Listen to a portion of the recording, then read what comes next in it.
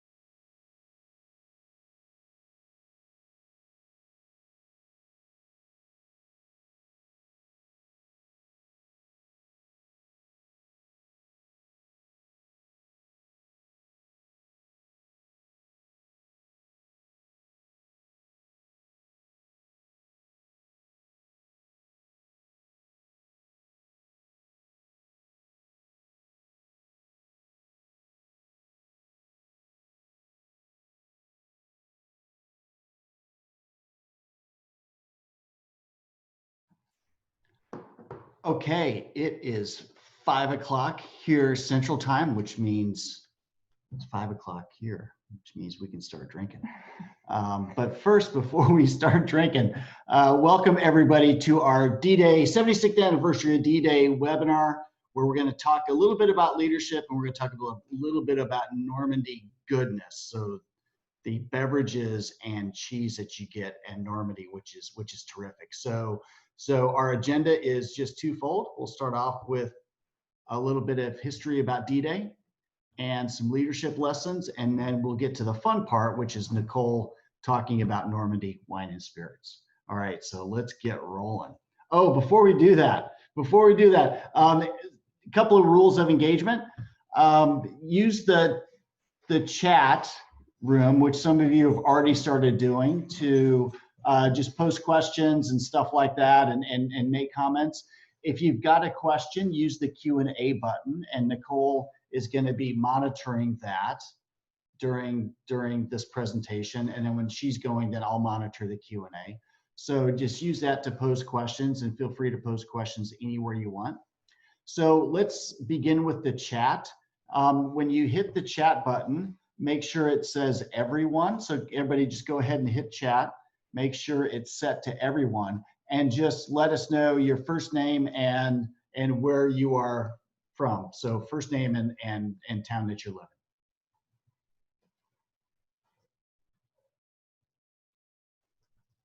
Go ahead and put that in the chat room. Name and town.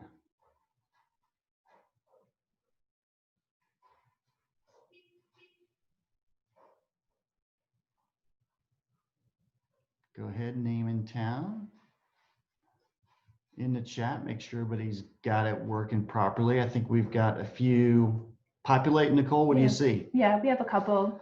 Well, we've got Pat in Gainesville, Virginia, Don from Charleston, Tom in Annapolis, Andy and Tracy are also here in Milwaukee, Jeff in Ashburn. And I know Lauren and the Burgesses are tuning in from Virginia as well. And we've got Todd, Penny, and Katie in Savannah, and Awesome. Dave in Kansas City. All right. Terrific. And I'm sure that Lauren can figure out how to use the chat. She just did. Falls Church. Excellent. Okay. And we have somebody we have a question already. We have somebody in the Q&A. Let's check that out. Tom, thanks for asking what I'm wearing. I'm actually wearing adult clothes today, and I put on makeup and did my hair. So today was a big day in our household.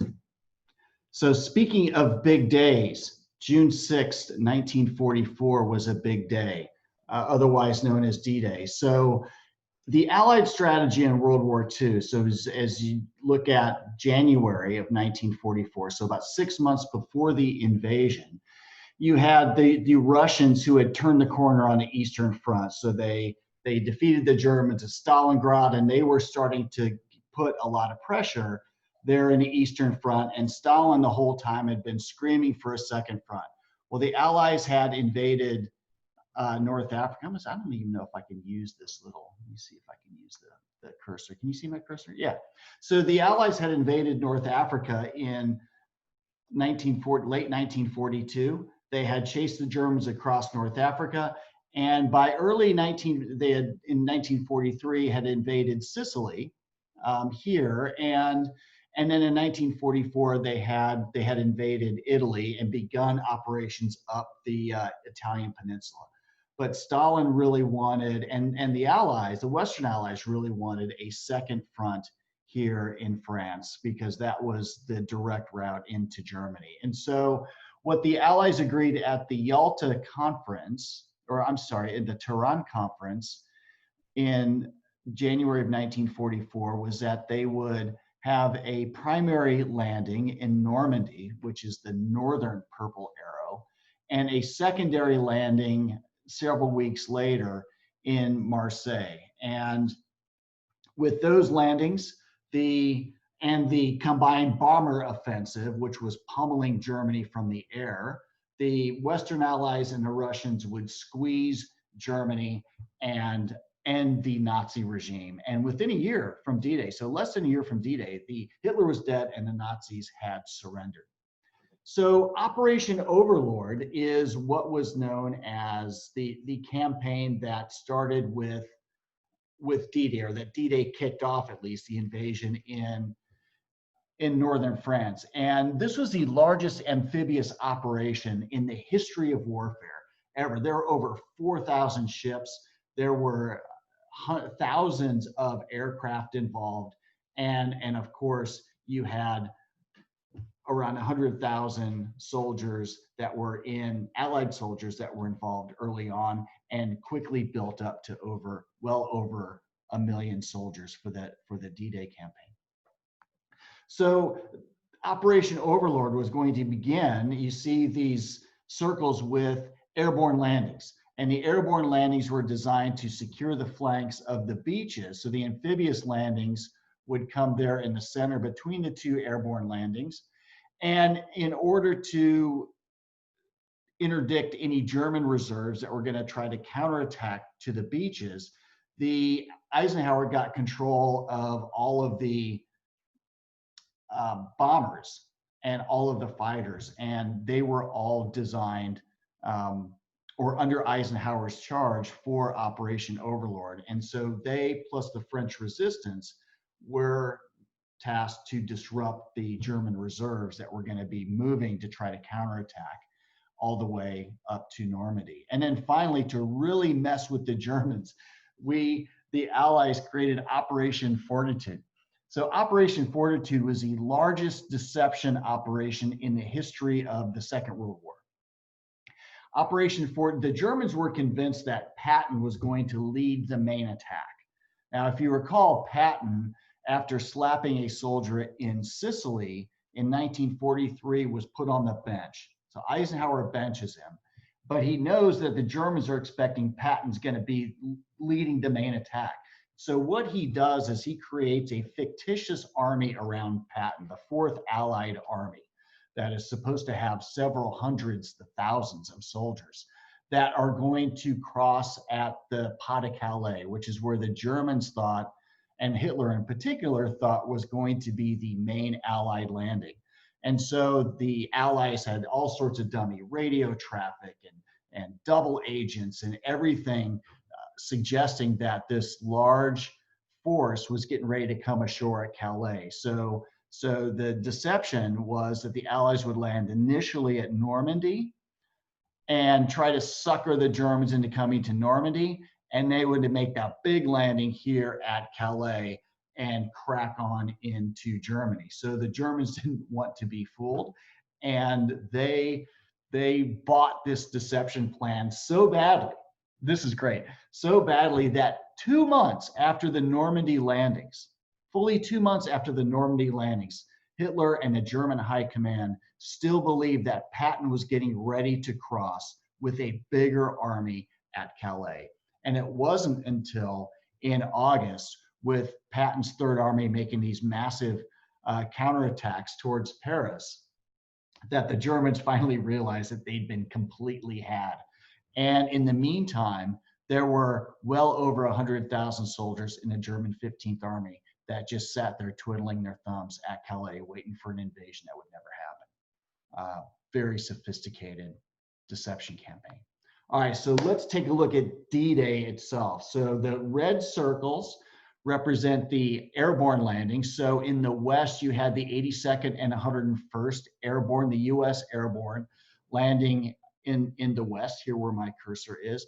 And then the East was the British 6th Airborne that was going to secure Pegasus Bridge and some of the landing or the bridges over this major river here.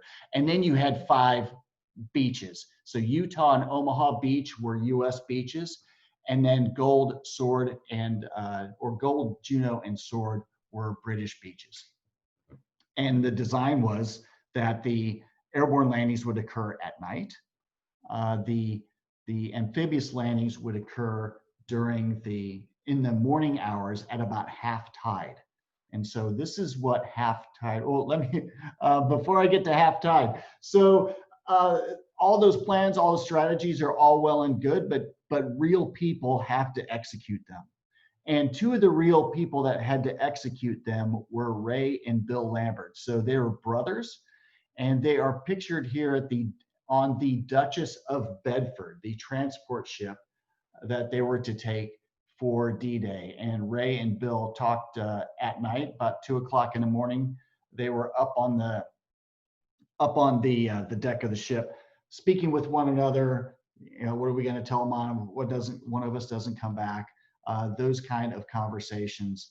And then the muster sounded, and Ray and Bill went their separate ways onto their landing sites, and they were both going to wind up landing in the first wave, Omaha Beach, with the 1st Infantry Division. This is what Omaha Beach looked like on D-Day. So you have these bluffs overlooking the beach. And this is half tide. So this is early in the invasion. You see some of the submerged tanks and stuff. So this is a few hours into it. But the Germans had positions up on this high ground, and they were looking directly down into the throats of the Allies as they are trying to come ashore. And the Germans had also placed all of these different obstacles here to disrupt the Allies' ability to move and to get ashore.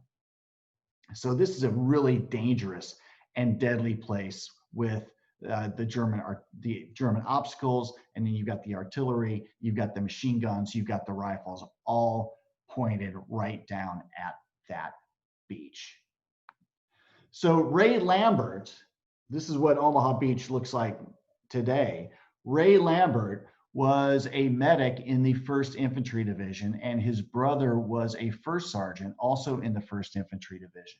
So Ray, as he describes it, was coming ashore with 31 people in his Higgins boat.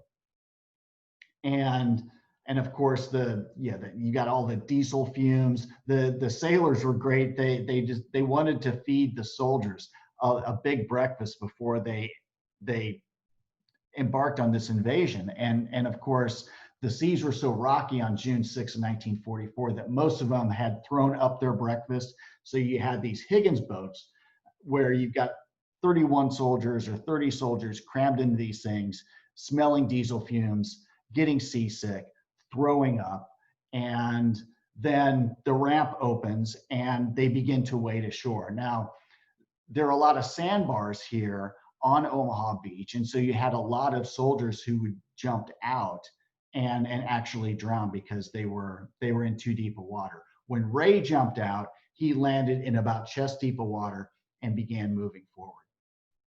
And as a medic, the first thing on Ray's mind was saving lives and treating wounded.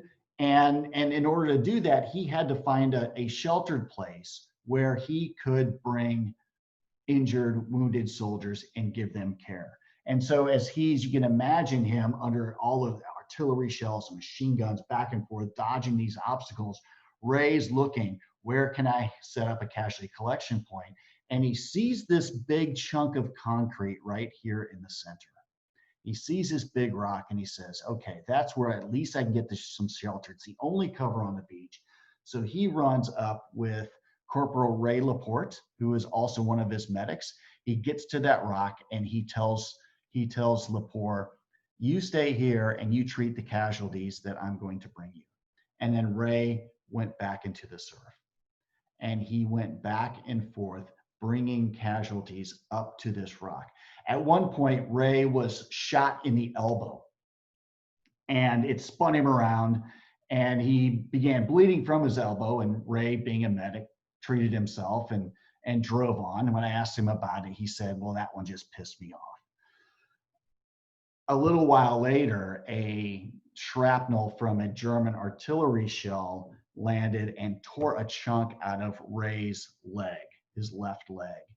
And anybody else at that point would have probably said, you know what, I'm done here and I just need to find a sheltered place and get treated. Not Ray.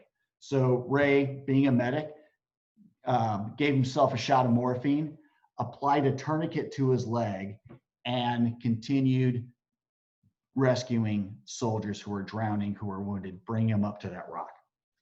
So Ray is driving on, losing all sorts of blood, and the next wave is, the second wave is beginning to come in now. So this is maybe an hour into that Ray had been on the ground, and he looks out and he sees a soldier drowning in the waves. And so Ray runs from the rock into the waves, and he grabs this soldier and he begins to drag him ashore. And just then another Higgins boat comes up behind him, drops the ramp right on Ray's back, pushes him underwater. And Ray's thinking at this point, I thought if I was going to die on Omaha Beach, it was going to be because I was shot. And now I'm being drowned underwater. So as he's sort of thinking these strange thoughts while he's trapped underwater, at some point the ramp lifts up. Ray is able to get out and begin dragging the soldier ashore. But what Ray didn't realize at that very point was that the ramp had broken his back. And so Ray at this point is operating on pure adrenaline. He gets the soldier to the rock. He says, you're good now, you need to go forward.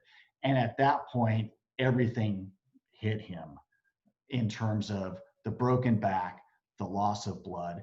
And he looks at Ray Lepore and he says, I can't do anything more. I will stay here. You need to bring me the casualties. Lepore says, yes, Sergeant, stands up and immediately is shot by a German, dead. He falls on top of Ray. And Ray passes out from the pain and loss of blood. He wakes up a few hours later on a hospital ship. And he's in pretty rough shape. And he looks to the person to his right and he sees, wow, this guy is in really bad shape. And after a while, one of the doctors comes to visit him and says, looks at his dog tags and says, you know, there's another Lambert here. And he looks over at the guy next to Ray, and Ray recognizes it's his brother Bill. So Bill had been wounded just to the west of where Ray was wounded. So you can't see it on the screen. About 150, 200 yards from where Ray was wounded, Bill was wounded too. And the two Bill was unconscious at that point, but later he was able to have a reunion. So 69 years later, Ray came back to the Rock where he treated so many casualties for the very first time. So this was the 69th anniversary of D-Day. Ray and I met for the first time at the 60th anniversary in 2004. And then in 2014, we were there at the Rock, and we were doing some of the anniversary stuff that they do every year, except for this year. There's nothing going on this year, of course. And I asked Ray, I said, Ray, do you remember where you came over? And he says, I think I can find it. And so we and one of our French friends, Christophe, went down to the beach, and Ray says, there it is. And he walked over to the Rock and he told us his story, and it was utterly thrilling. It was it was moving, and I still remember Ray saying, I can still hear their voices. I can hear their voices in the waves. So Ray, of course, is he's alive today. He's one of the few D-Day survivors still alive. I spoke with him a couple of hours ago. He wished me to say hello to everybody. And his brother Bill actually lived to be 94 years old.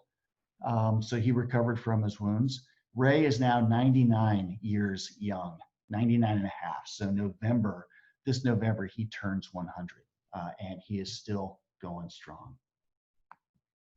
Now, one of the reasons why the Allies were so effective was because of leaders like Ray Lambert on the ground level, but also because of extraordinary leaders like Dwight Eisenhower, who was the Supreme Allied Commander and later President Eisenhower, of course. And so I'd like to just finish up by speaking about 3 leadership lessons from D-Day that we can apply today that Eisenhower exemplified. So promoting diversity of thought, stopping toxic leaders, and taking responsibility. Of course, if you have any questions, just go ahead and pose them in the Q&A room. Otherwise, I'm gonna drive on. So let's talk about these 3 leadership lessons. So one of the ways, we talk a lot about diversity, and there are a lot of different kinds of diversity. Of course, there's diversity, there's physical diversity. So diversity in the way that we look, sex, gender, race, ethnicity, etc. There's also cognitive diversity or diversity of thought. And part of this is how different people approach problems. And we're hardwired in certain ways that affect how we lead and how we approach problems. And this is all an important part of cognitive diversity. So we at Strategic Leaders Academy looked at what are some of the different ways leaders are hardwired that affect how they serve. And 2 of the most compelling ways are where they are they introverts or extroverts? And are they detail-oriented people, or are they sort of ideas people or vision-oriented people? And when you put those together in a quad chart, you get 4 very interesting leader archetypes. So we call that PROM, for pioneer, reconciler, operator, and maverick. So pioneers are your visionary extroverts. They're your people who love to innovate, who love to challenge the status quo, who will agitate, not afraid to break, not afraid to break some china. And they're the people who really love to rally lots of people behind these new ideas. Reconcilers, on the other hand, are detail-oriented extroverts who are great at building teams, at managing consensus, at managing all of the big egos around the table. Operators are your detail-oriented introverts. They are the ones who are mission-focused. They get stuff done on time to an extraordinarily high standard. And mavericks are your vision-oriented introverts, the people who love to solve complex, wicked problems. Organizations need all 4. They need the pioneers who are going to hit the singles, who are going to make the innovations. They need the reconcilers that keep people on board. They keep the team together. They need the operators to get stuff done. And they need the mavericks, who are your home run hitters, who are really going to make those big breakthroughs and innovations. Eisenhower was very careful to promote diversity of thought. So Eisenhower was a reconciler. And part of the reason why he was chosen by General George Marshall to be the Supreme Allied Commander is because he could get along with everybody. He was somebody who was great at building teams, at managing egos, and he had to manage personalities like Franklin Roosevelt, Winston Churchill, Charles de Gaulle, George Patton, Bernard Montgomery, others, and he did it masterfully. And because of that, he gained tremendous amounts of trust among the Allied High Command. So he also made sure that he had the right diversity around him. So Patton was your pioneer, your vision-oriented extrovert. Patton had figured out, like nobody else had figured out, how to integrate all of these new technologies in the Second World War. So tanks, mechanized infantry, regular straight leg infantry, artillery, airplanes, etc. Nobody did it better than Patton. Montgomery was the operator, and he was the overall ground commander of U.S. forces for the D-Day landings. And it was Bradley that did all of the detailed planning to make sure that the invasion got done, and got done to a high standard, and everything was where it was supposed to be. As you know, or as you can imagine, a big amphibious landing like that, if you don't have things like your bullets and your supplies in the right place to support the soldiers who are going ashore, you could wind up in a disaster. Bradley's managing all of that stuff. And then finally, there is British General Bernard Law Montgomery, who is the maverick, the vision-oriented introvert, who was one of the original authors of Operation Overlord and was a brilliant general in his own right. He ran afoul of Patton and Bradley a number of times. He also had a very massive ego, it was very difficult to get along with. Operation Market Garden was one of his brainchildren that didn't work out so well. But nonetheless, Montgomery would often play a key role in pushing pushing Eisenhower to think bigger and more completely about how to defeat Nazi Germany. So by promoting diversity of thought, Eisenhower was able to bring together the detailed planning, the innovation, and the big picture thinking that made the Western campaign against the Nazis a success. Second is Eisenhower had a very low tolerance for toxic leaders. So he wanted people on his staff who were good at what they did and who could get along with one another, because putting together, this is one of the first times the Americans had ever, I think the first time ever, the Americans had been in charge of a coalition.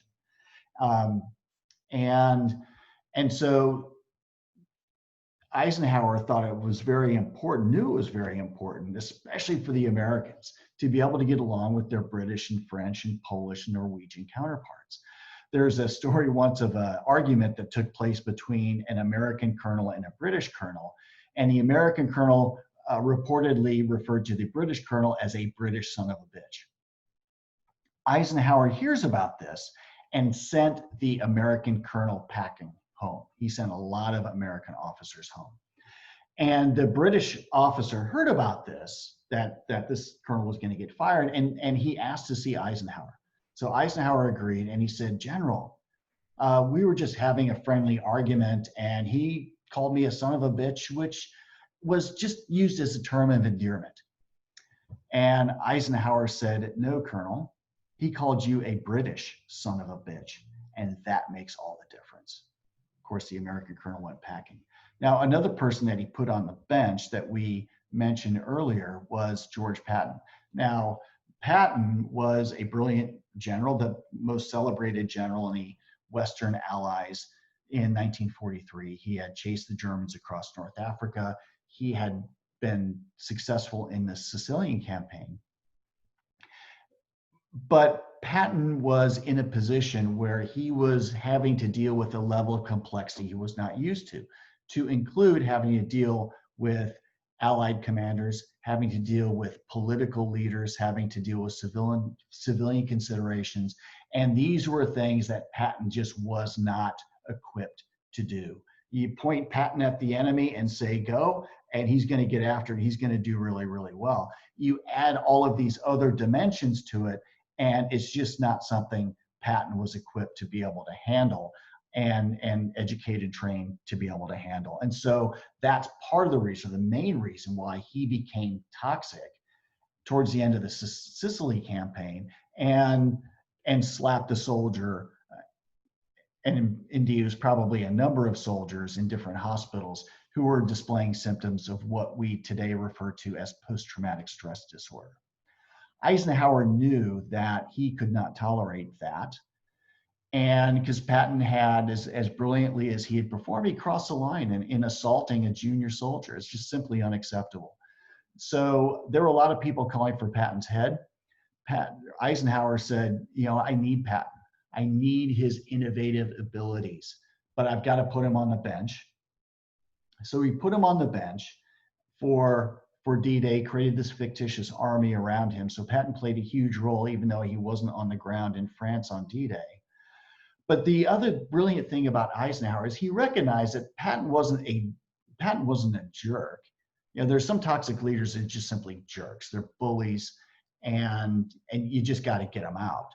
There are other people who grow toxic because they're in a position, because we as leaders put them in a position where they're not going to succeed, or they're not equipped to succeed.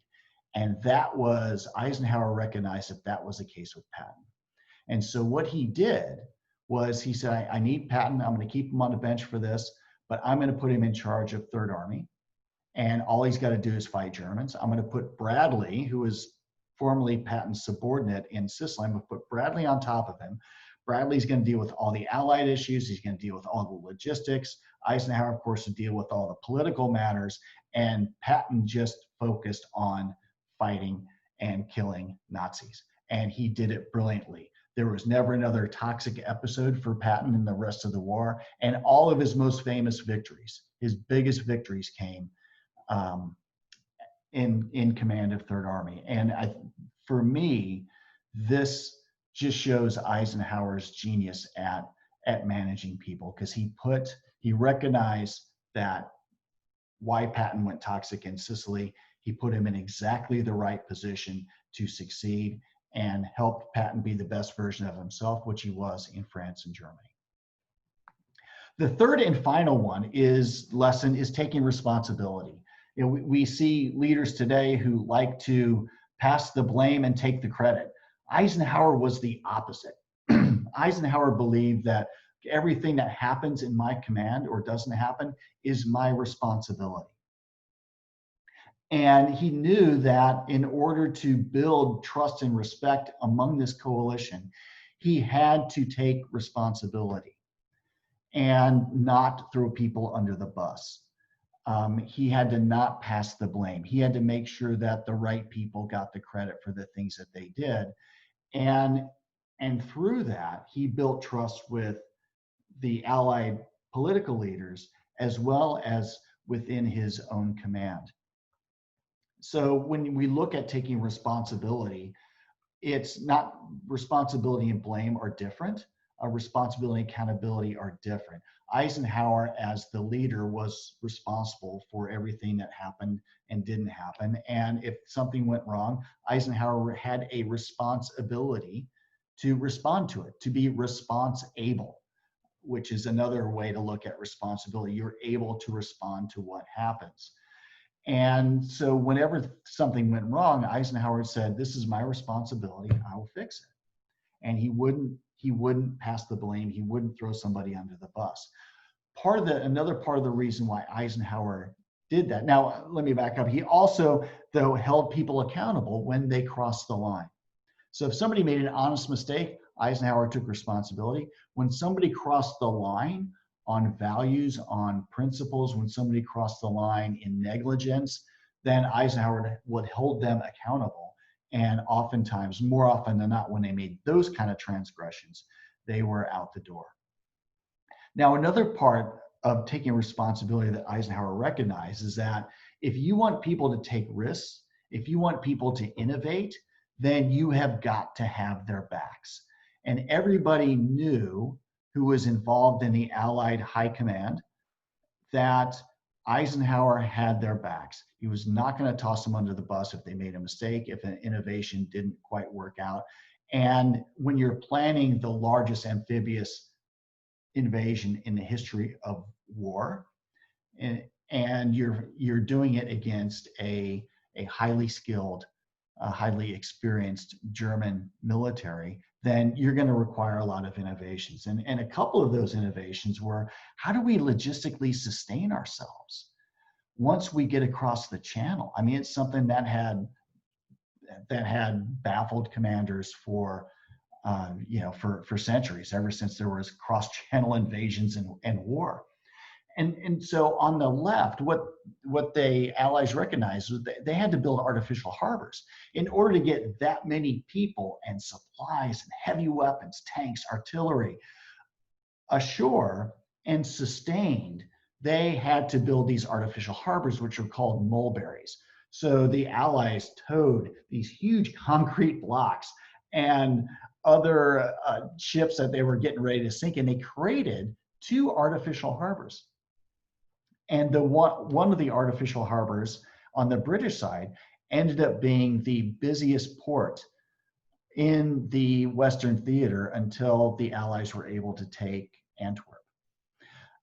In order to get oil ashore, there was what was called Pluto, which is what you see on the right. Pipeline under the ocean is what Pluto stands for. The Allies had designed this pipeline that would go from England all the way over to Normandy, and did it completely under the Germans' noses, this massive pipeline. And that's what they used to be able to keep the tanks and airplanes and trucks fueled. So a pipeline under the ocean was essential to the Allies' success, again, until Antwerp, which is the biggest port, was liberated, and that wasn't until early 1945. So those are 3 lessons that we can apply today. Create diversity of thought within our teams, promote diversity of thought within our teams, stop toxic leaders from doing nasty things to people in your organization, from demoralizing it, but also understand why somebody becomes toxic. If they're jerks, get rid of them. If we put them in a position where they couldn't succeed, well, then put them on the bench and then put them on a position where they are going to succeed. And finally, take responsibility, because it's necessary to build trust and to boost innovation. I'll be delighted to take any questions in the chat room or in the Q&A room. And while we're thinking of that, we're going to do one of our interactions, which is, hey, what picture best describes your top takeaway from that discussion about D-Day and Ray Lambert and leadership lessons? So which of these pictures best describes your top takeaway about D-Day and about leadership lessons. So just pick a picture, write it down in the chat room, and briefly what it means to you. So I'll just pause for about 30 seconds.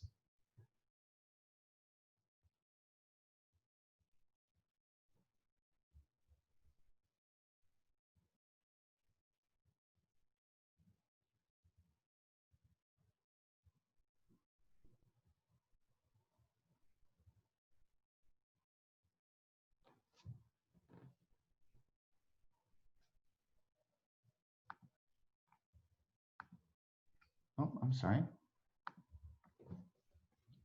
So picture and what it means to you in terms of D-Day and leadership lessons in the chat room.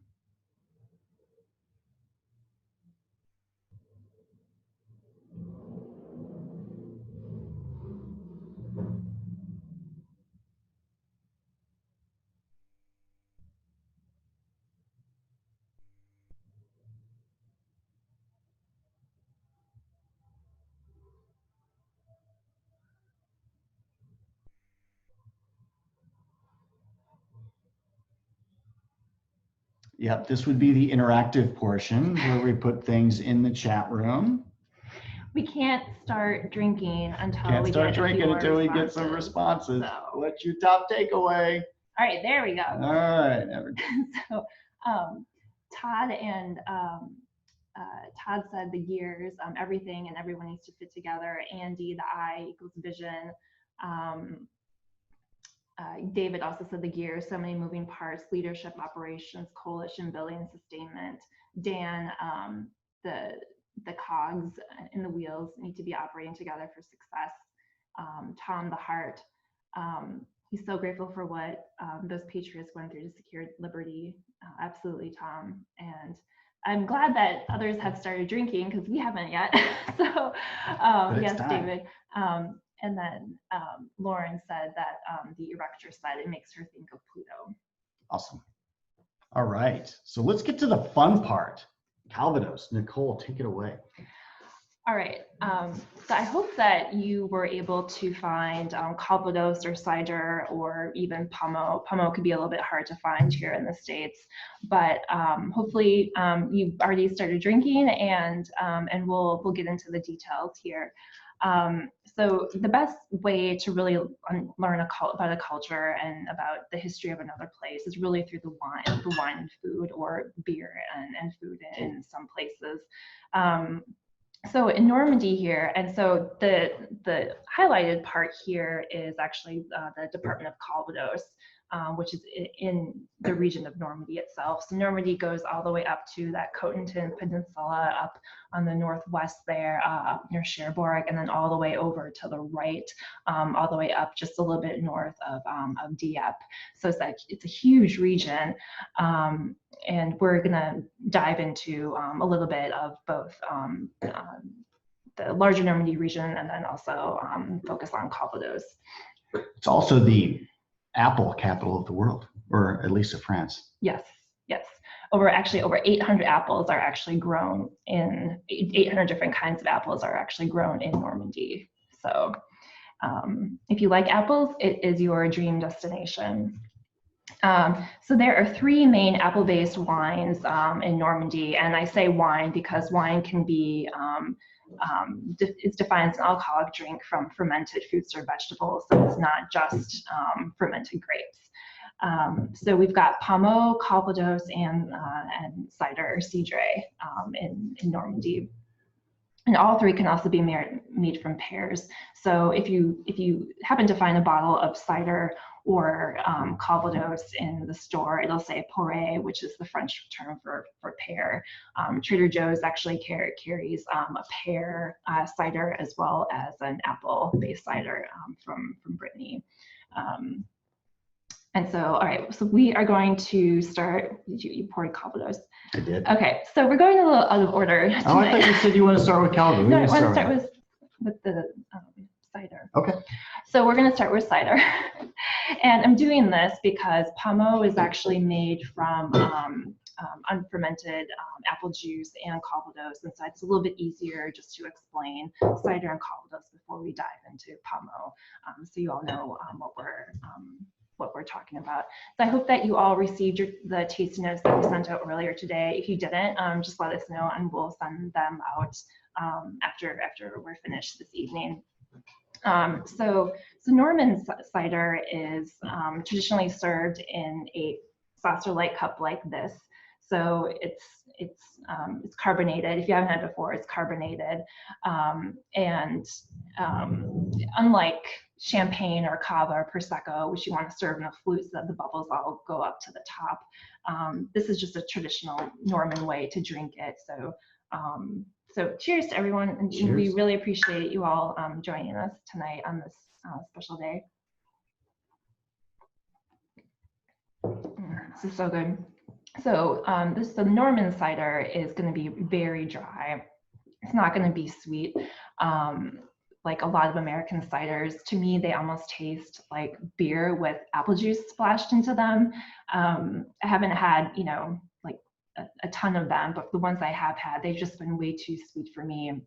And they just don't have just that refreshing taste that I think Normandy cider in particular has. So when you buy a bottle of cider, or frankly, like any bottle of wine, you always want to look to make sure that there's either AOC, appellation d'origine control in France, which means that it's from that very particular area, or in the case of cider, it's actually an indication geographique protégé, an IGP, which just refers to a larger region. So it's that whole Normandy region where cider can be made, and you'll have that on the bottle. It's on the label, right? On the label, yeah. So this doesn't say AOC just because a lot of ciders will have that IGP on it, since it's just a larger area. And this one we actually purchased from a man named Bernard Lebrec, who, as soon as he finds out you're American, he gets out his father's dissertation from Michigan State University in like 1953 and tells you all about how his father got his PhD in America.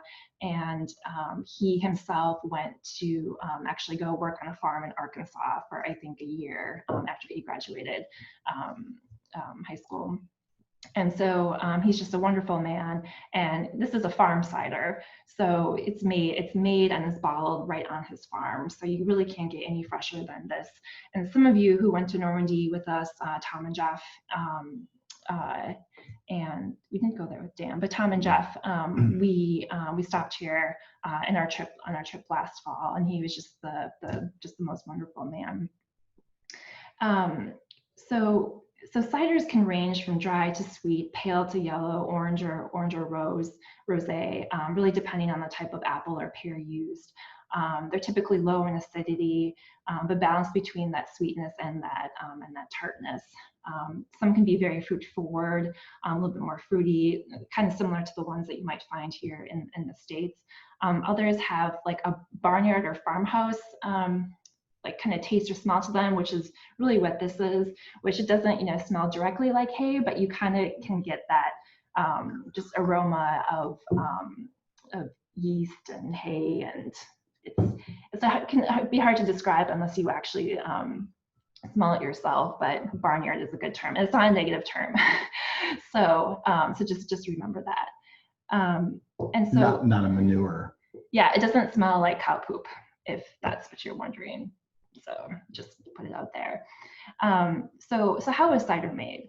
So the apples are sorted, they're pressed slowly, and they sit with the skins on them in order to achieve like the certain color that you want. So the apples are going to sit on their skins and macerate for, really however long the cider maker wants them to sit there to get the particular color that they're looking for. If it's a darker color, they're going to macerate there for longer than if it's a lighter color, which is very similar to, if you're making red wine, the skins are only gonna, the grapes are only gonna macerate for a short amount of time if you want a lighter skinned red wine.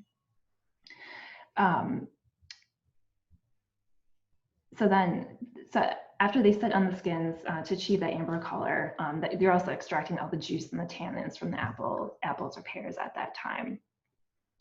So then the yeast, the naturally occurring yeast that's in the apple juice, will convert the sugar into alcohol, which happens at colder temperatures. So fermentation can only happen between 41 to 95 degrees Fahrenheit, and you want to do this at the lower end of that scale, just so it takes a longer time for the yeast to convert the sugar into alcohol. If it's done at a warmer temperature, it's going to happen really quick, and you might all of a sudden just lose, it's going to be totally alcohol, and you want to have a little bit of sugar left in the cider. So after the fermentation is done, the cider is racked and it's bottled, similar to a champagne bottle. So the bottle that we just opened, it came with a cork and a wire mesh on top. So it's a similar process to how a champagne is bottled. And then some producers like to have fermentation continue slowly in the bottle, and that carbon dioxide that's what creates the bubbles in here. Sometimes that can be really hard to achieve.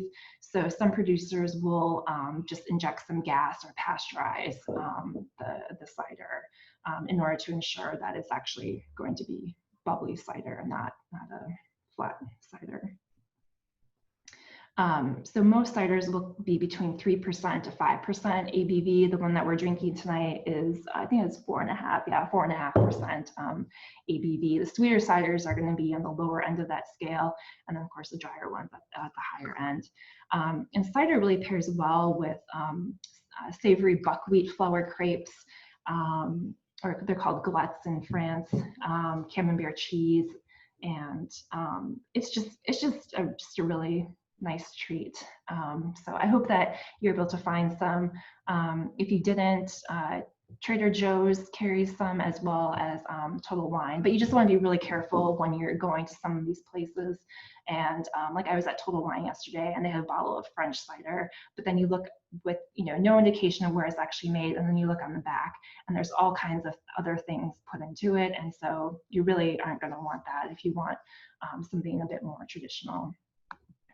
A lot of American places make apple cider too, so you can always, if you can't find something that's traditionally from Normandy, you can always look for like a smaller cider place here in the U.S. that makes something similar. I think there's a place in Oregon that makes a whole bunch of Calvados and pommeau and cider products that they try to mimic the Norman style. Dan wants to know if they ship.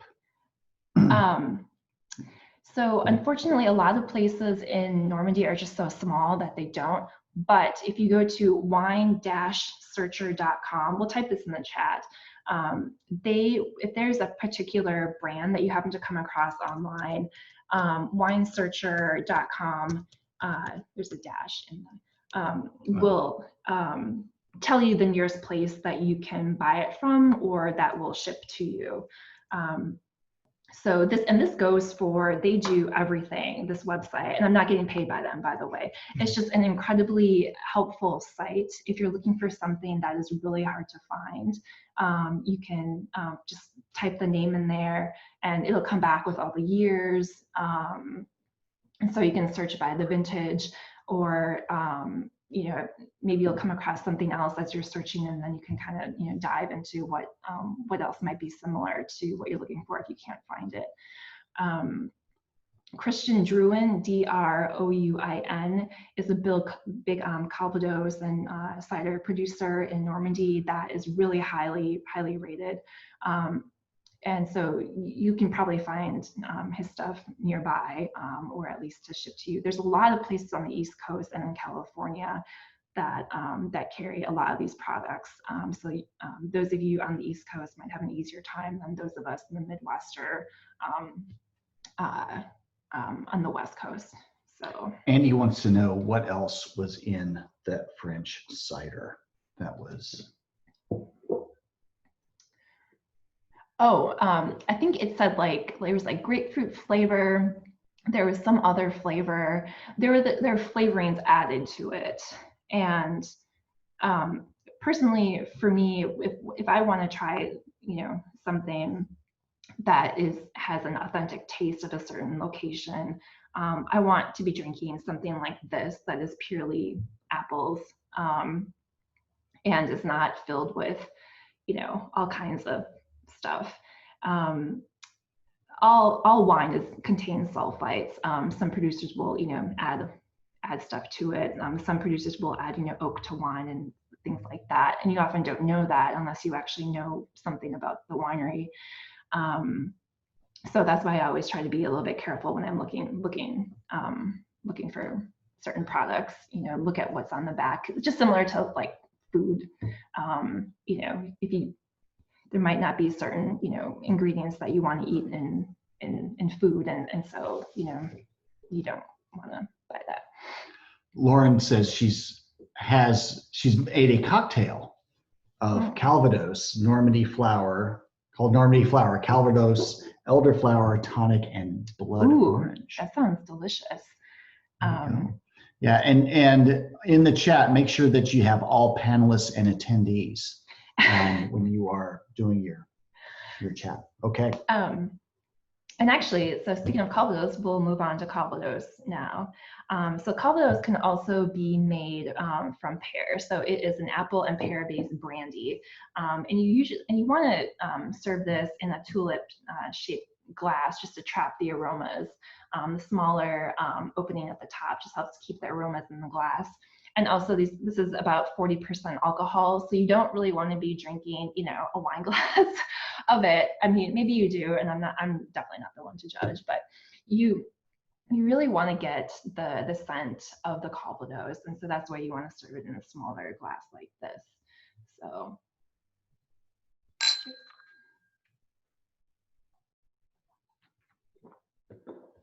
Oh. This stuff is, this is amazing. This is 20-year-old Calvados. And I'm sorry that we don't have enough for all of you, because I think everyone should have this at some point in their life. We bought it at the grocery store in Bayeux in France, and it is amazing. It's our favorite Calvados. I mean, we've had a lot of different ones, and this one at the Carrefour. Yeah. Yeah, it's huge. Yeah, so Calvados really became popular after the phylloxera crisis in the late 1800s in Europe. And if you haven't heard of phylloxera, it was a root louse that just decimated the grapevines throughout Europe. And so people started, looking for other things to drink. They started to drink sherry, a lot of brandies, not grape-based brandies, but things like sherry and Calvados. That it became really popular. And actually received that AOC, the Appellation d'Origine Contrôlée designation in 1942, which just means that it just gives a greater emphasis to producing, to producers to put that on the label and adhere to the certain standards of making a product. And consumers are able to see, where it was from, that they can guarantee, okay, this came from a very specific region. It's made according to the rules. And of course, we all know how European rules are. They're very rigid. So all of these products are going to be made to very strict rules, aging rules, how they're made, things like that. So how is Calvados made? So Calvados is cider intended for Calvados is aged 6 months on its lees, and lees are yeast deposits that are left in wine. And so the Calvados ages for 6 months on those yeast deposits just to enrich the aromas. That's where you get a lot of these like biscuity, brioche, really rich scents come from the lees. You can smell them in white wine. A lot of white wines will be aged on their lees, and those aromas really come out in them as well. So the cider is then distilled to get that higher alcohol content. The cider is then distilled and aged in oak casks, where it has to remain for at least 2 years before it can be labeled AOC Calvados. And then this is a single distilled. There's the AOC Pays d'Auge, which is the highest quality Calvados, and that will be double distilled. And then the minimum alcohol content will be 40%. This one is actually 42% alcohol. Sometimes you'll see Calvados Dauphin Frantais, and that's made with at least 30% of pears. This is typically used as a digestif after dinner. Sometimes can also be served in the middle of meals in Normandy as kind of a palate cleanser. It pairs really well, again, with apple desserts like tarte tatin, apple sorbet, as well as camembert and other soft cheeses. So I always like to think like what grows together goes together. It's not always a hard and fast rule, especially if you don't have the right food on hand. But I like to, think of, if you're thinking of pairing wine and food together, that's a great way just to kind of think of, what might go really well with something, not necessarily, red wine with red meat or, white wine with fish. You want to kind of, if you want to get a particular taste of an area, always try to combine, the things that are from that area. Again, the styles are going to vary to what kind of apples are used. There's actually 300 apples, 800 apple varieties in all of Normandy, but there's 300 varieties in Calvados alone. So the styles are really going to vary depending on the producer and the type of apples used. The longer that it's aged, the smoother the taste and the more complex it'll be. So young Calvados will be, and by young I mean 1.5 to 2 years old, will just be it's just not gonna have a whole lot of flavor. It's gonna taste like apple and pear, citrus, fruits, not have a whole lot of complexity to it. This is an example of young Calvados. I got this at the 60th anniversary of D-Day. So you see the 1st Infantry Division, 29th Infantry, 2nd Infantry Division patches. I would never drink this, first of all, because, well, I think I might have had a little bit of it. But first of all, because was from the 60th anniversary. And second of all, because it's a young Calvados, and young Calvados tastes a bit like paint thinners, like moonshine. So you want something a little bit more mature. Yeah, and then that mid-range of age Calvados will be under 10 years. We'll still have the apple and pear scent to it, but also have some vanilla, walnut, roasting coffee, some of those tertiary flavors baked into it. And then that very old Calvados, like 10 years plus, that's what you really want to look for, and you're going to pay more for it in the U.S. especially, but it'll be worth it because it will just taste a lot richer than that younger Calvados. So the older Calvados, so 10 plus, 10, 15, 20 plus years old, will have aromas of walnuts, preserved fruits, hazelnuts, chocolate, licorice, leather, those really strong tertiary flavors that sometimes you can find in really in older aged red wine. That older Calvados will have some of those hints to it. And the age will be designated on the labels. They might not have that specific age, like this one says 20 years on it. We have another bottle that we got yesterday that says XO, which just means that it's 6 years or older. And so we went to the company's website, and it's actually 10 years old. So if there's any... Did you want to talk about VS, VSOP, and XO? Oh, yes. So so on a lot of on the bottles of Calvados, it'll have the age. So this one here, this one that was aged 20 years, and by age I mean that's 20 years in barrel, not 20 years old. Yeah, it's not 20. It's not 10 years in this bottle, and then they put it on the shelves, but it's aged 20 years in barrel, and then it's bottled and then sold. So sometimes you'll see VO, VSOP on a label, and that means very superior old pale, and that the Calvados needs to be at least 4 years old. You might also see XO or extra Napoleon or d'age, which just means extra old, and that is 6 years and older Calvados. But a lot of times it'll probably be more like 10 plus years old if you see that XO on the label. Awesome. Okay, and then I know that we are approaching 6 o'clock here Central Time, okay. So so I hope everyone is enjoying this. Yes, Dan, Calvados ages in oak barrels. So I don't have a photo here, but it just like a typical wine barrel size. That's what the Calvados ages in. And so we will move on to pommeau. So we went a little out of order today because pommeau is actually an aperitif, which you want to have before dinner. And pommeau is made by blending young, like 1.5, 1-year-old Calvados that's got that fresher apple and scent and taste to it, those citrus fruits. You want that younger Calvados to use with the unfermented apple juice to make this, because it's meant to be a refreshing, before dinner drink. So not too high in alcohol, but just has more of a tastier treat kind of drink. So pommeau should be. Sorry, I should clarify that pommeau is made with unfermented apple juice, so not fermented apple juice, and then mixed with the Calvados. And pommeau should be served chilled in a tulip glass as well. So we've got another glass here. So we're not pounding these right now. We will though, just kidding. And so pommeau can be enjoyed alone, made in cocktails again, served with foie gras, melon, and sometimes it's actually really good with like apple pie or tarte tatin. Again, those apple-based desserts it's going to go really well with. It's usually around 16 to 18% alcohol ABV. So pommeau received an AOC designation in 1986 regarding its regulation and process. That higher alcohol content in it kills the yeast and prevents fermentation from happening inside the bottle.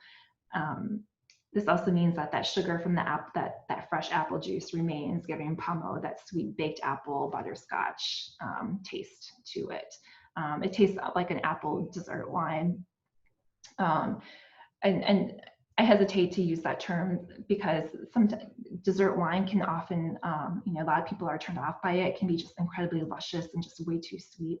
But pommeau isn't like that. It's much smoother. It's got those butterscotch, apple, vanilla scents to it, but it's not that like heavier alcohol that I think a lot of people associate, including myself, with like an apple dessert wine. So cheers. Cheers.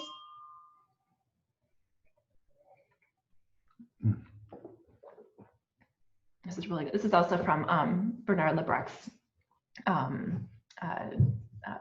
farm in outside of Bayou. So if you go to Normandy with us, we will go there and you'll be able to snack on some of this goodness. He also has, we have some photos that we'll show you in a little bit of his farm. It's just the most beautiful place. It's, I think, about 600 or 700 years old. It's been in his family for generations, and he always has at least 2 big dogs. So that's why I like going there. So pommeau is aged minimum of 14 months, can be up to 3 to 4 years in neutral oak cask. So you want to do that neutral oak cask, an oak cask that's aged, that has lost a lot of that that oak taste to it. So if you put wine or you're aging anything in a neutral oak barrel, you're just using that to age whatever liquid you're putting in there. You're not aging it to get all of those all the tannins and that flavoring that you would from a new oak barrel. You're just using it to age, and so pommeau is not going to take on a ton of heavy oak flavors to it when it's aging in the barrel. And then it's bottled. You should really drink it within 6 months after you open it, and it can be good for up to 2 years in bottle. And each producer is going to be different about that ratio that they're using of Calvados to juice. Most producers will do 1 to 3 or 2 to 3, and that being 3 to 1, and that being juice to Calvados. So you don't want to go heavy on the Calvados side. And again, pommeau can be really hard to find here in the U.S. But again, winesearcher.com, I was on it earlier today, and there are a number of places on the East Coast that import as well as sell American-made pommeau-like products. So you can go there if you are interested in getting the bottle, or you can just go to Normandy with us and get the stuff. So. when we can travel again. Andy says War Day cocktail equals gin, Calvados, sweet vermouth, and green or yellow chartreuse. Our Overlord drink today. Awesome. And yeah, if you want to share some of these recipes, just hit all panelists and participants. So all panelists and participants. Otherwise, if you hit all panelists, it just goes to me and Nicole. Dan said he tried 2 stores today for pommeau, but no luck. So he did, but Wine Searcher did come up with some area hits. Yeah. And Cindy says, looking forward to next time. How about Anzio and Italian wines? I'm down. Yeah, you got it. We'll keep doing this. All right, we got some. Yes, and finally, can't forget about the cheese. So Camembert is a cow's milk based creamy surface ripened cheese made in Normandy. If you haven't had it before, you really should treat yourself. And it comes in a small little circle like this. I've got this one at, it's actually, unfortunately, I couldn't find real Camembert, I know. But this is European style Camembert made by a local grocery store here in Southeast Wisconsin. I mean, I love all cheese. I haven't met a cheese that I don't like, but I just really enjoy Camembert and Brie. Both are very similar. They're just made in different parts of France. And actually, I got my geography a bit off on your notes. So I wrote that Brie is, the region where Brie is made is to the southwest of Normandy. It's actually to the southeast, just north of Paris. So Camembert, to carry that appellation or d'origine contrôlée of Camembert de Normandy on the label, the cheese must be made with unpasteurized milk from cows in Normandy. Many cheesemakers will make it with pasteurized cheese just to appeal to a larger palette of people, and also for export to the US, since unpasteurized cheese is not legal here. Well, yeah, it's not legal, but it's stupid. If you haven't had unpasteurized cheese, somehow like get a friend who makes cheese at home. Or again, when we go to Normandy, we can have all the unpasteurized cheese to your heart's content. But it's just, I just love, again, it's just that freshness. And I mean, it's, a little bacteria isn't going to hurt you.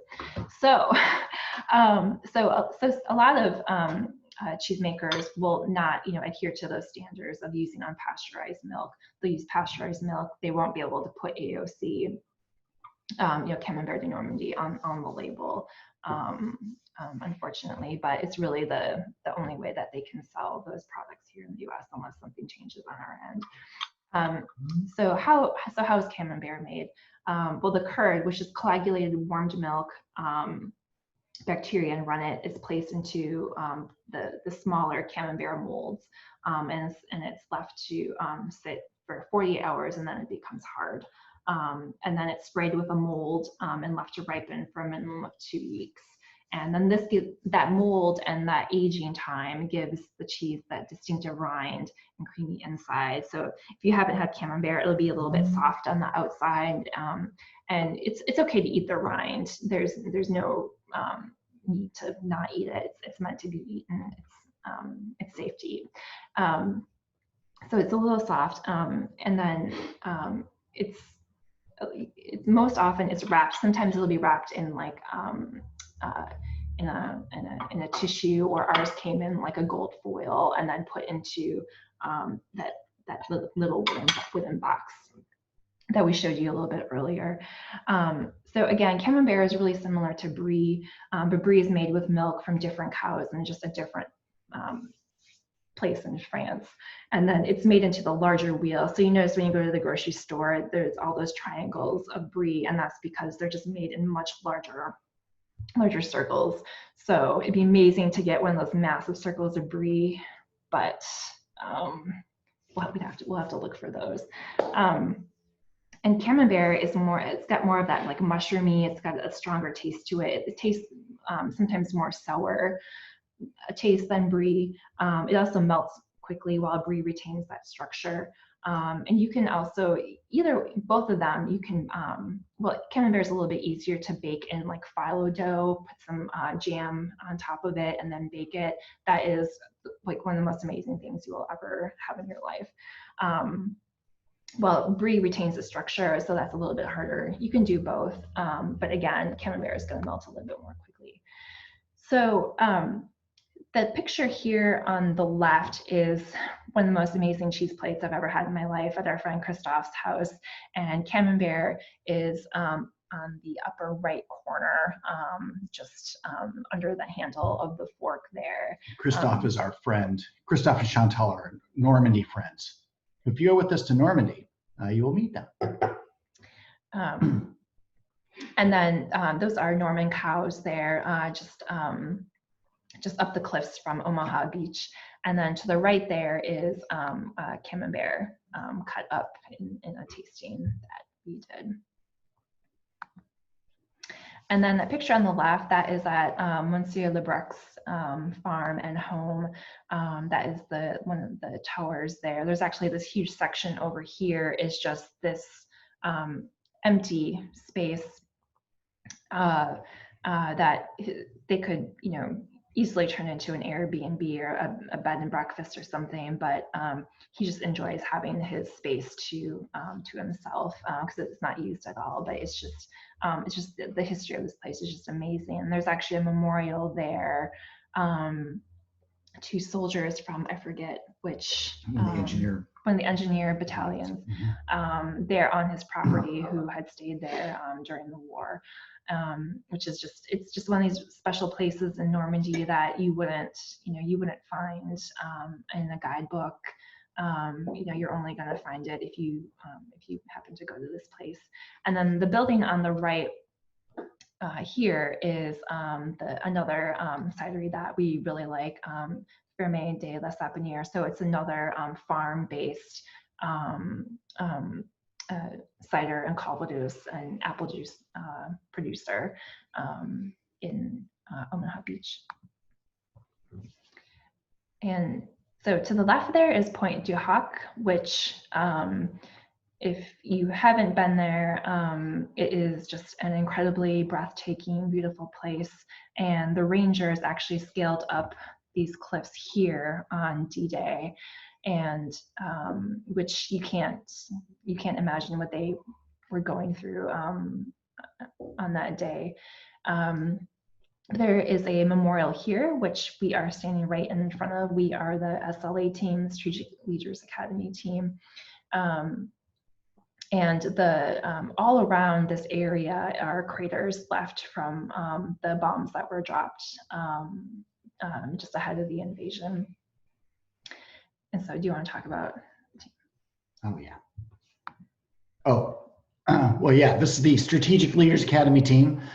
So we all went to Normandy. So Eric Hober on the left, then Nicole, then me, Jeff Marquez, John O'Grady, and Tom Lucia. I know some of you guys are on the webinar today, and that was an awesome trip that we did with a board of directors of a nonprofit. This is what we call Ray's Rock. So we showed Ray's Rock, or we showed the rock earlier. In October of 2018, Christophe and us had worked with the French government to get a memorial to Ray and his medics on Omaha Beach, and it's the only memorial on Omaha Beach. So we call it Ray's Rock, and that name has stuck, which is awesome. So the ceremony, the French hosted, you see that in the upper left. They were a lot of fun, and there were probably about 100 people in the stands, in chairs sitting around this. A private ceremony. Unveiled the plaque. Ray had no idea what to expect. He was completely floored, and that remains a very special place for him. We were talking about it today, and thousands and thousands and thousands of people who walked on Normandy beaches every year for the 74 years preceding that had seen this rock and had no idea what took place there. And now thanks to the French government, thanks to efforts by Christophe and a lot of donors, we were able to, now people will walk by that rock and they will know what occurred there on June 6, 1944. So with that, we will stay open for any questions. We appreciate everybody being here. In fact, what we can do is stop the screen share and we can just enable camera. So if people want to, if people want to ask questions, we are just enabling everybody's ability to do that. So Dan did ask, are there different textures of camembert? I mean, honestly, most of the camembert that I've had has had this kind of texture. What I like to do with cheese is leave it out. If I can wait that long, leave it out for about 30 minutes before I actually cut into it and eat it. That just makes it a little bit softer, and I think it just brings out some of the more natural flavors of the cheese. I often can't wait that long, so I don't plan ahead enough. So then sometimes, when you have it left out, it can feel a little bit softer. But yeah, most of it has this medium texture to it. Thank you, Nicole. No problem. Yeah, we are promoting everybody to panelist. So if you want to kind of chat, ask questions, just enjoy. Do you think Ray will go back to Normandy if he's able? He said that he would like to do that. So he was actually interested in going this year, but he, of course, wasn't able to do that. So now he can't. But if there is an opportunity to do so, he said that he will go back. Let me stop share and put everybody on gallery view. All right. Yeah, we appreciate everybody being here. Well done, Nicole. Well done, Chris. Yeah. Yeah, thank you. Thanks for joining us. And yeah, if there's any, I'm studying for my WCT level 3 exam. So if there are any, wine webinars that anyone might be interested in, I'm happy to organize something. As I start talking about it, certainly helps me learn, and I like sharing knowledge with people. So certainly let me know if you have any ideas that you might want me to do or us to do. Yeah, so Anzio and Italian wine, we'll do the Italian campaign. Oh, there you go. Do Sicily too. Yep, Cindy, you got it. And also when we get later in World War II, you've got the Burgundy regions, the Champagne regions. Mm-hmm. So the possibilities are endless. Super. Love it. It was a great job. I attended my company had a cooking one where they cooked different things and paired it with different wines, and that's something that you might be interested in doing is Yeah.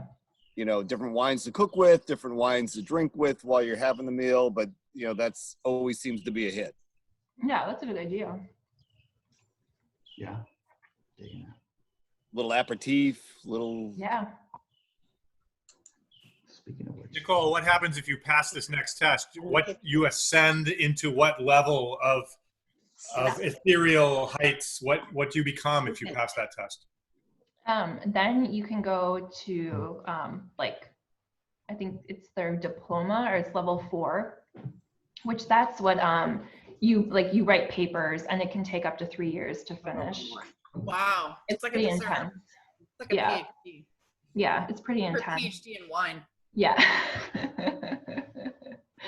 So, but I mean, I think it's something that, I think, some of us have talked before about, working at a wine bar or a winery or, something like that. I mean, it just, the more knowledgeable that you are, the better you can help people. And, I mean, it's just fascinating to learn. It's an enormous amount of information, but it's just, I don't know, I really enjoy learning about it. But unfortunately with COVID, everything gets getting pushed. And so this exam I was supposed to take in April, and now it's end of June, but I may have to reschedule that. So Well, yeah, often people will take my sincerity as sarcastic, but we appreciate access to your expertise and to your Chris's too.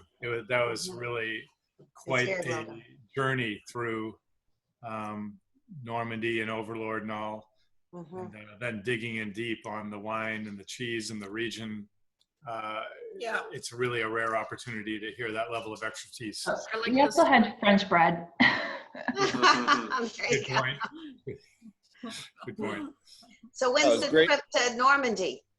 Whenever you want to go, whenever we can go. Tomorrow. How does that sound? Yeah, Yes. we can, yeah, start coordinating some dates and just Be start fabulous. putting that thing together.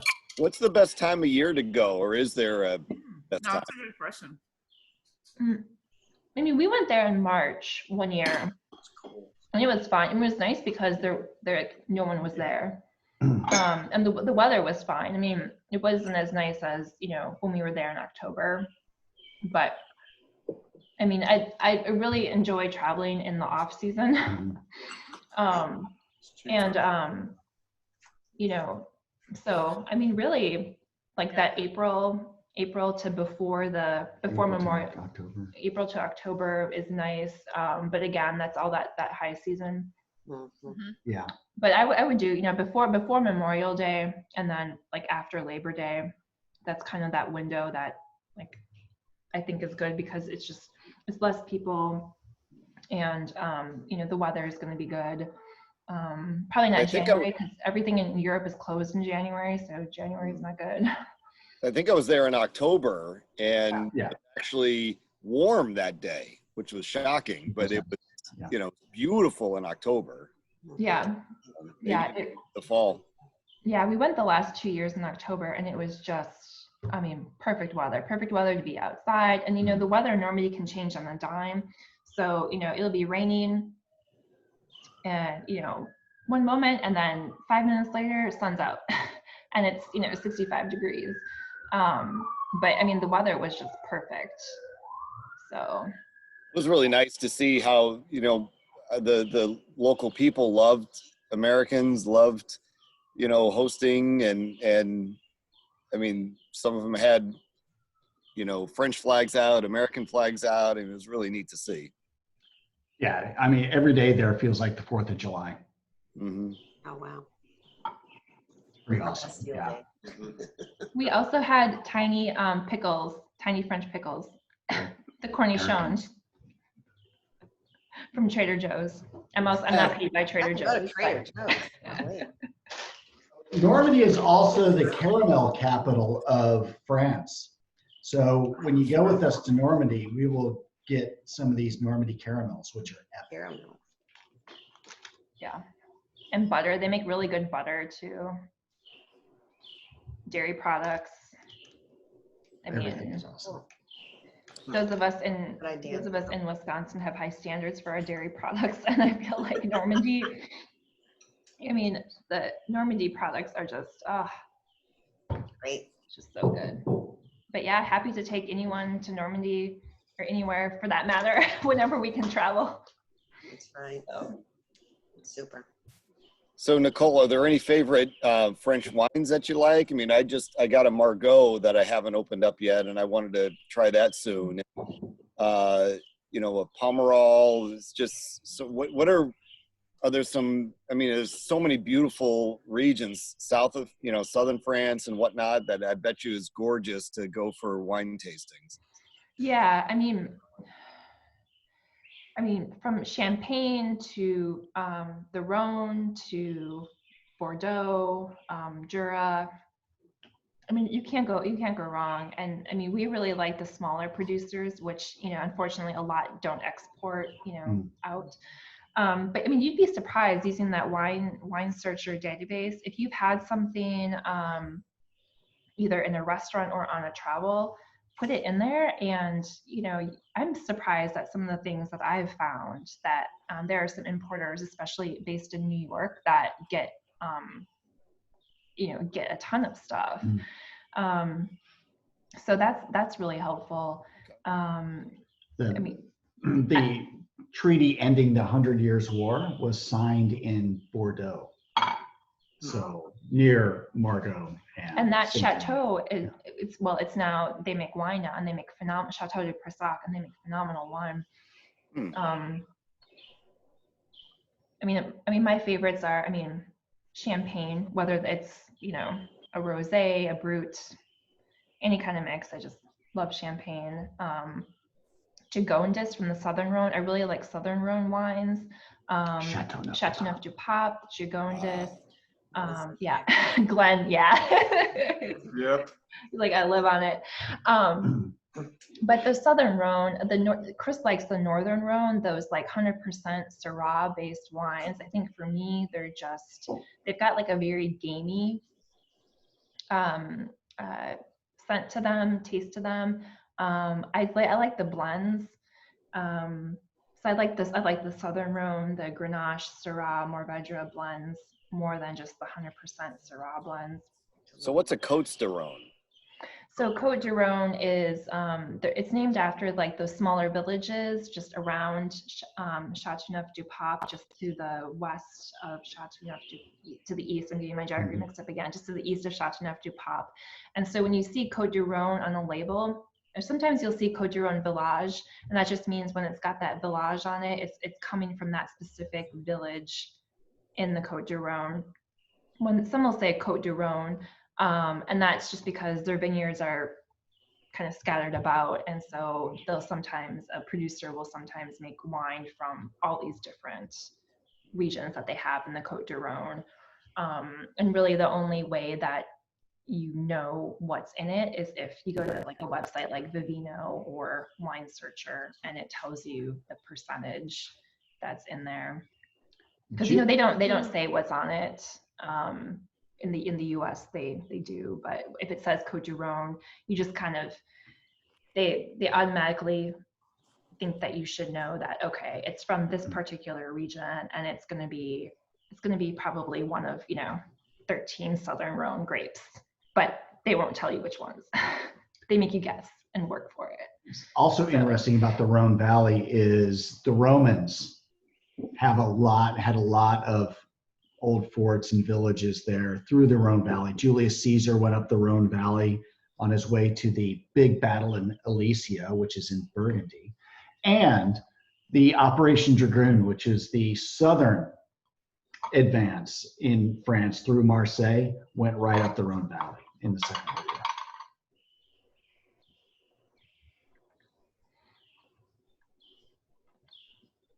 And there's actually also Napoleon's return from exile. Oh, yeah. There's actually a whole route marked from like just outside of Nice all the way up to, I'm not sure if it goes all the way to Waterloo, but a substantial portion of it is marked, and that would be fun to do too. So when I was looking at to buy the pommeau today, and which should have been near the Calvados, they didn't have any. There also was Napoleon brandy right next to that. I mean, is that, you hear about that, but I know nothing about it, and it can get very expensive, and I don't know what. Yeah, I don't know. I've never had it. Okay. So, I mean, sometimes you'll see Napoleon written on Calvados, and that's just the same as, I think, as the XO, so just older, extra old. But if it actually says brandy, then it's not Calvados, then it's something else. So, but yeah, I mean, this is why wine is so intimidating, right? Because you go into a grocery store and it's like all this stuff, and you don't know unless you actually know what you're looking for. It's just I talk with my hands, Andy. It's just it's hard. It's hard, and you don't want to. I mean, if I'm going to put this amount of calories into my body, I want it to taste good. It's fair. I don't need to be drinking, the crap that I drank when I was 22. I mean, that stuff, I look at it. Which was what? Which was like barefoot rosé. Oh God. I'm not going to judge anyone if you drink it, but just I drank a lot of it when I was, much younger, and it gives you just an instant headache. you know. So actually, that's a neat point to bring up, because I find that very good wines, just like very good tequila or very good whatever it is, you don't get that headache. Now you can if to excess, but you don't, as opposed to a very inexpensive, whatever it might be, wine or you know, or a liquor. It does tend to cause a little damage in the morning. Yeah. You get what you pay for. All right. Yeah. And I mean, you don't have to spend a lot of money on wine either, you Right. know. You I just mean, got to know. Yeah. you just have to know. And like there's a wine shop by us that we fortunately and unfortunately discovered, and they do like these daily, you know, they're trying to get rid of wine, and you know, and like they had this rosé actually from Corsica the other day, marked down to $3.99 because it's actually from 2017, which is a little old for a rosé, but they're just trying to, you know, get it out. So they've got it on special.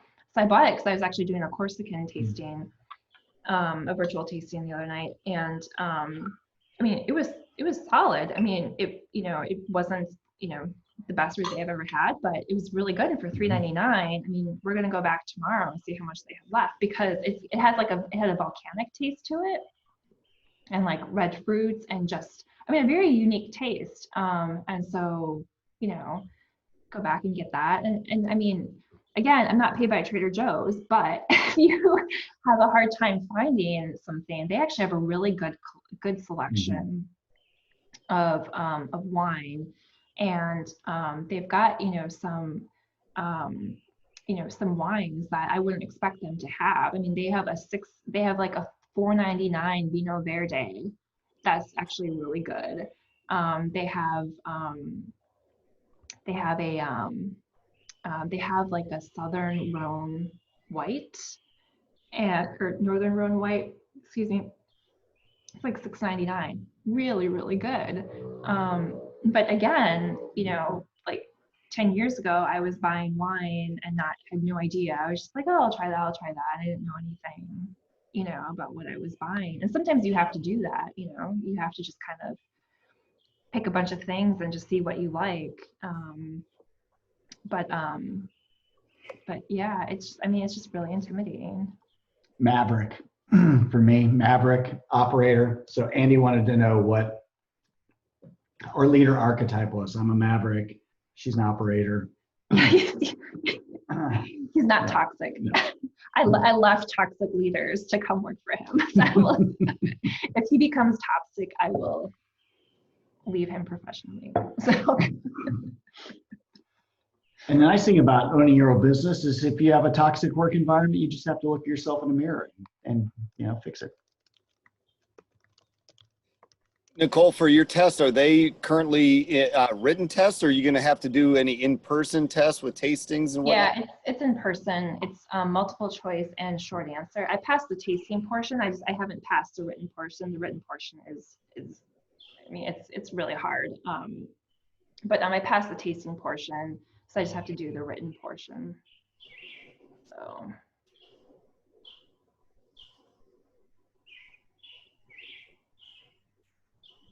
But I really need to do more things like this, because this is really fun. And I mean, I learned a lot just by answering all of your questions, and you know, I mean, just learned a lot from everyone that attended, and so I hope you all enjoyed it. And our webinars don't usually go this long, but this is obviously much more informal. Good one. Good, clean fun. Oh yeah, there's actually a winery just south of Milwaukee that only does apple wine, apple products, and they have a pommeau, like pommeau that they call it an apple dessert wine. So I didn't know how to pronounce it. It's pommeau? Yeah. Pommeau. Yeah. Okay. So I kind of want to go there and try it. Oh, I'll type what was it called? I forget the name of it. It's in Berlin. Let me find it. The Milwaukee, south of Milwaukee. Yeah.